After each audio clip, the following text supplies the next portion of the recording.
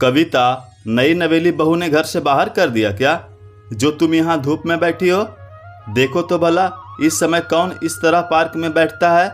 घर में 10 काम होते हैं, अभी तो यहाँ कोई सहेली भी नहीं है जिसके साथ बैठकर गप्पे लड़ा सके।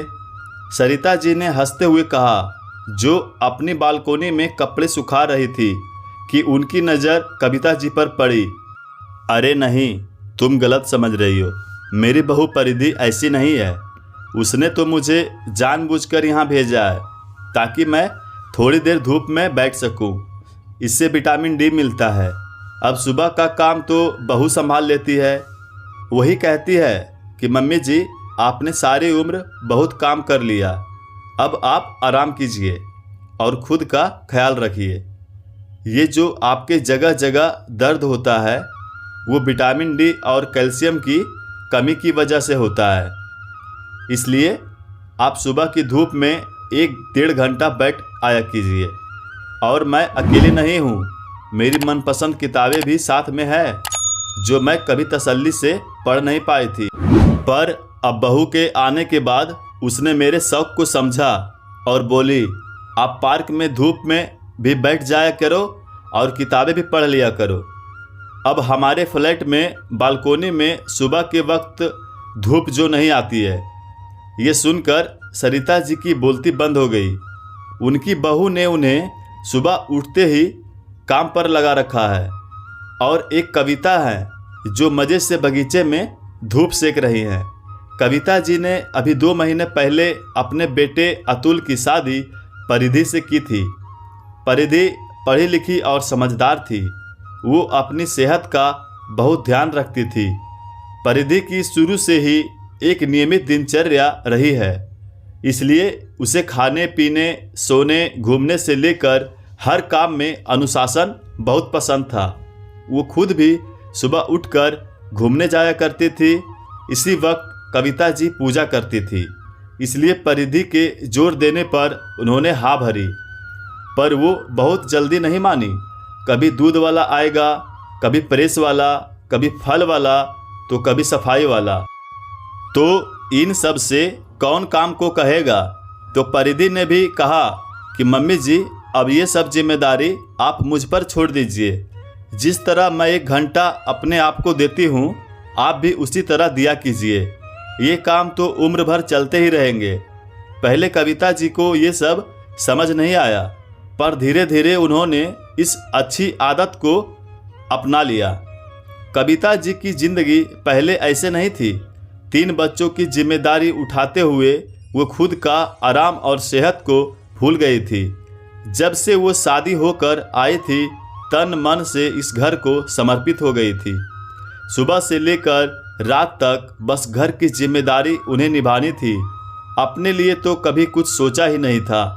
खाना जो बचा वो खा लिया, नींद का भी पता नहीं था और अपने पहनने ओढ़ने पर भी कभी ध्यान नहीं दिया। जो साड़ी शादी ब्याह में आ गई वही पहनकर काम चला लिया। लेकिन जब से परिधि आई है, 2 महीने में उनकी ज़िंदगी ही बदल गई है। आजकल की बहुओं के नखरे देखते ही वो घबरा रही थी कि जाने किस तरह की बहू आएगी। आजकल की पढ़ी लिखी लड़कियां वैसे भी सास ससुर की परवाह कहाँ करती है।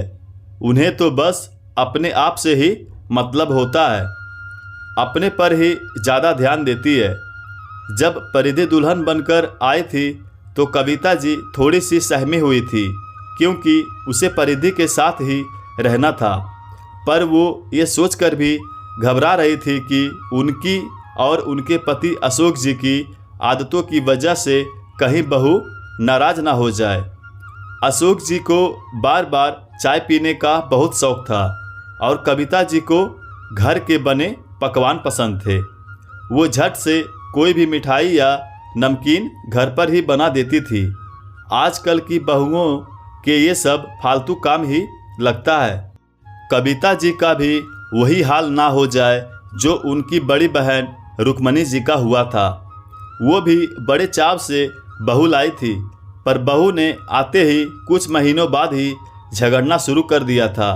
घर की हर चीज़ पर अपना हक जताना शुरू कर दी और रुक्मणी जी और उनके पति के खाने पीने में कटौती करने लगी थी। चाय भी मांग लेते थे तो चाय भी बड़ी मुश्किल से मिलती थी। कुछ और महीनों बाद उनका घर से बाहर आना जाना ही बंद करवा दिया और वो लोग बीमार भी रहने लगे थे। बहू का उन दोनों की बीमारी के इलाज पर भी पैसा खर्च करना पसंद नहीं था। बेटे ने समझाना चाहा तो उसे भी दहेज के लालच में जेल भिजवाने की धमकी देने लगी।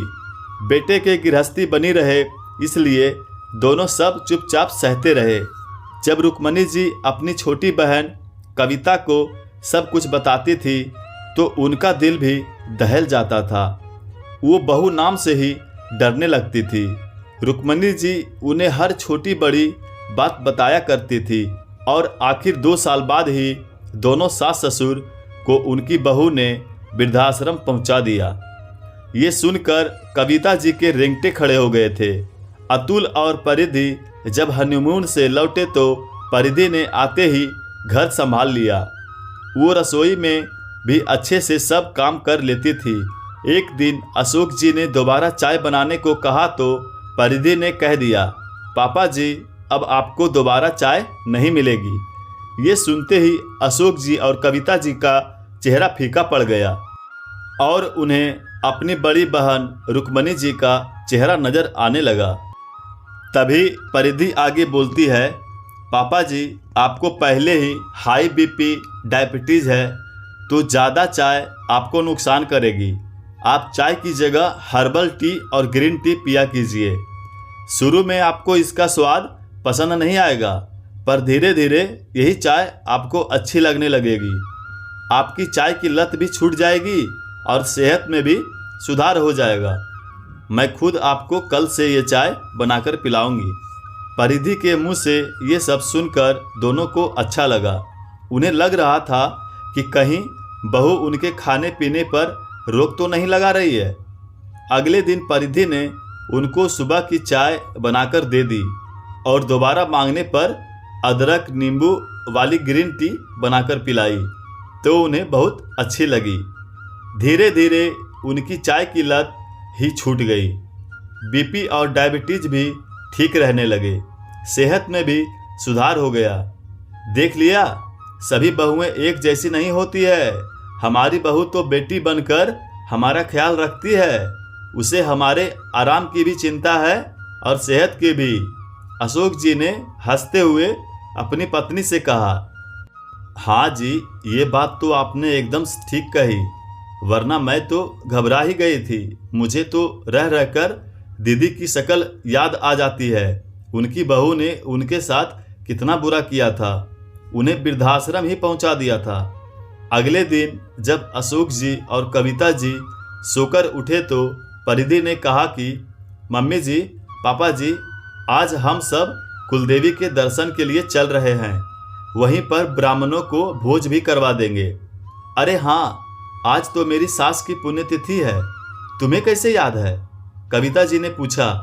वो जब मैं शादी होकर आई थी हम बहुत सी बातें करते थे तो आपने ही बताया था कि दादी जी की पुण्यतिथि आने वाली है तो मैंने मोबाइल में नोट कर लिया था। अपनी पढ़ी लिखी बहू की धर्म और परिवार में इतनी आस्था देखकर कविता जी को बहुत खुशी हुई, वरना आजकल की लड़कियों ये सब कहाँ मांगती हैं। एक दिन कविता जी मठरी बना रही थी तो परिधि ने कहा, मम्मी जी आप इसमें कितना तेल लगा रहे हैं। वो बहू तेरे ससुर जी को ये बहुत पसंद है, इसलिए ये कहकर कविता जी चुप हो गई। मम्मी जी आप ये मटरी एयर फ्रायर में क्यों नहीं बनाती हो? मैं आपको सिखा दूंगी। पापा जी के इस बार टेस्ट में हाई कोलेस्ट्रॉल भी आया है तो हमें मिलकर पापा जी का ध्यान रखना होगा। पापा जी के खाने का शौक भी पूरा हो जाए और उनकी सेहत भी बनी रहे। लेकिन बहू जो स्वाद तले हुए में आता है वो इसमें कहाँ आएगा? हाँ मम्मी जी, थोड़ा अंतर तो होगा पर सेहत के लिए अच्छा होगा। जैसे पापा जी की चाय की आदत छूटकर ग्रीन टी की आदत लग गई है, पापा जी इस आदत को भी अपना लेंगे।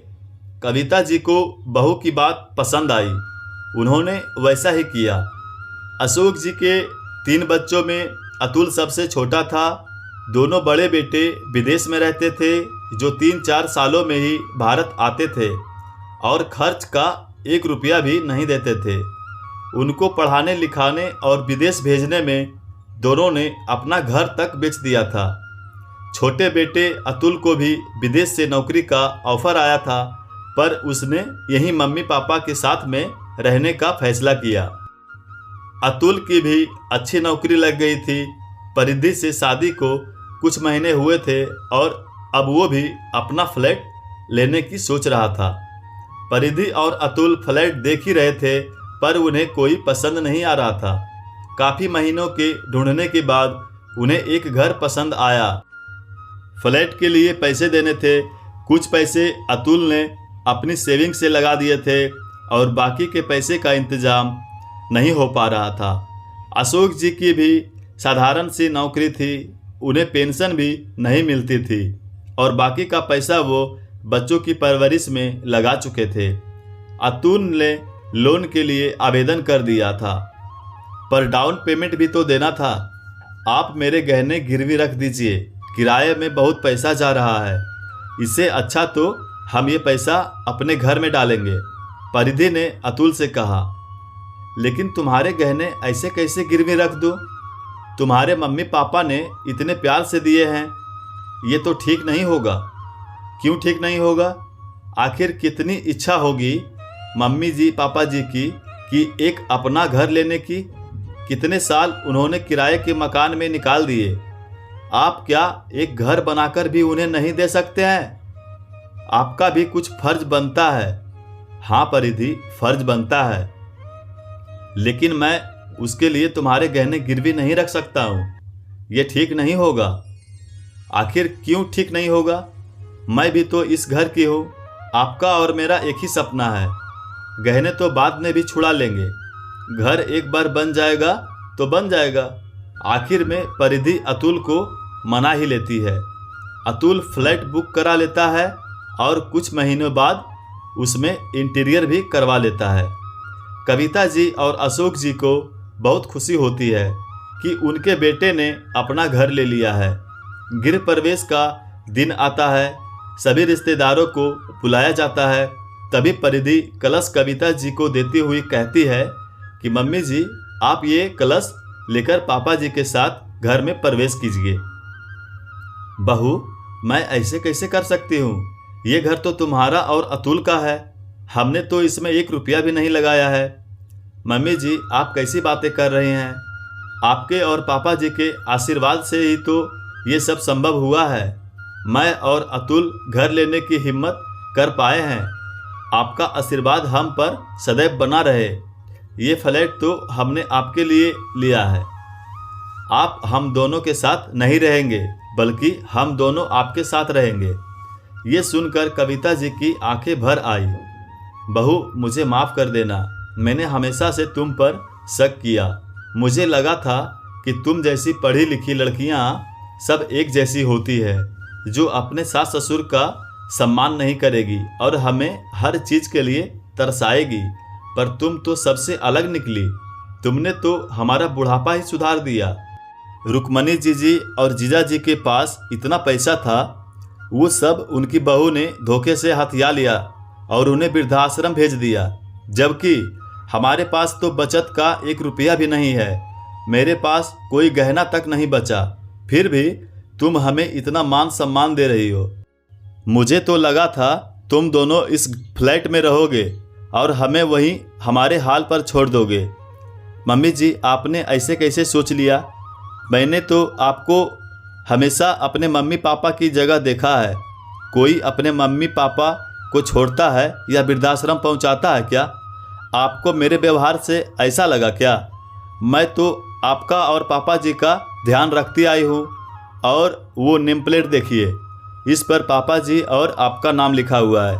नेम प्लेट देखकर कविता जी को विश्वास नहीं हुआ। परिधि, जिस घर में तुम्हारी जैसी समझदार और सम्मान देने वाली बहू हो, वो घर तो वैसे ही स्वर्ग बन जाएगा। जिस परिवार में ऐसी बहू मिल जाए तो किसी सास ससुर को कभी वृद्धाश्रम जाना नहीं पड़ेगा। मैं हमेशा ईश्वर को कहती थी कि मुझे बेटी क्यों ना दी, जो मुझे समझती, मेरे दर्द को महसूस करती। पर तुम तो मेरी बेटी से बढ़कर निकली। बेटी होती तो ससुराल चली जाती, पर तुम तो सदा साथ में ही रहोगी।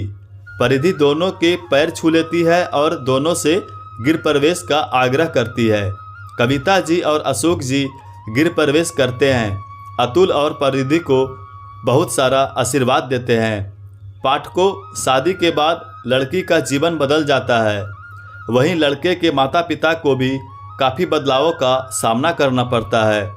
बहू अच्छी आ जाए तो बुढ़ापा सुधर जाता है, और अगर बुरी आ जाए तो बहुएं सास ससुर को वृद्धाश्रम पहुंचा देती है। आपको ये सास बहू की कहानी कैसी लगी हमें कमेंट के माध्यम से ज़रूर बताएं, और इसी तरह की पारिवारिक कहानियाँ और भी सुनने के लिए हमारे चैनल को सब्सक्राइब जरूर करें। कहानी को अपना कीमती समय देने के लिए धन्यवाद।